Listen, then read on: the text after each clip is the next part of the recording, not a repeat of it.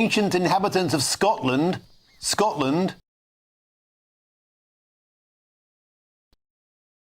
were blind, accessible to children as young as 4. Well, they claim that Scotland has always been, quote, multicultural and diverse. Let's now speak with the comedian and the GB News contributor, Leo Kearse. Leo, welcome to the show. This is not only McWoke, it's a McJoke. Ah, yes.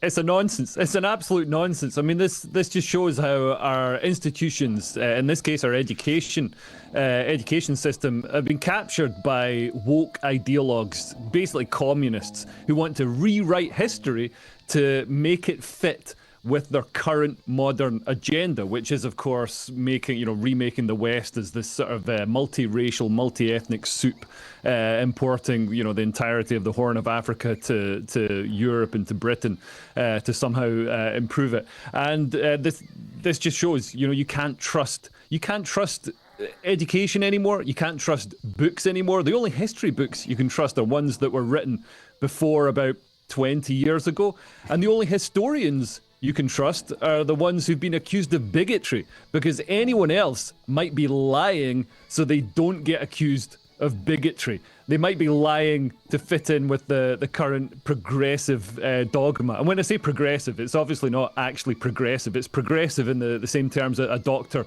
would tell you a disease is progressing. It's not actually progressing in the sense of being good for society. Well, Leo Kearse, let's take a little look at one of the pictures from this book now. It's called Carved in Stone, A Storyteller's Guide to the Picts.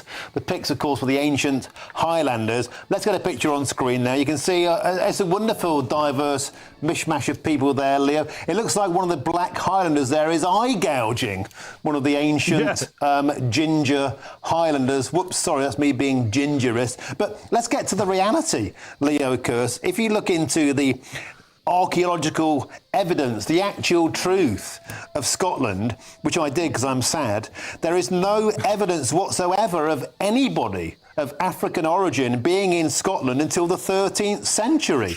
And that's when there was isotope analysis of a skeleton, found a North African. But this was centuries after this children's book is set. This is a complete artistic reinvention of history. It's a fantasy. It's a lie.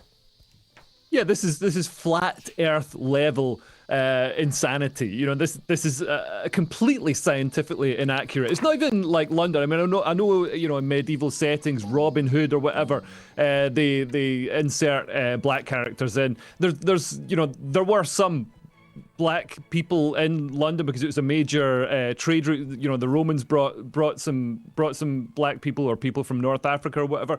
But Scotland, I mean, none of them went up to Scotland. They were probably cold enough in Kent. Never mind exposing them to Aberdeen. Yeah, I mean, I'm about as black as a Scotsman you'd get. There's it's obviously completely fraudulent.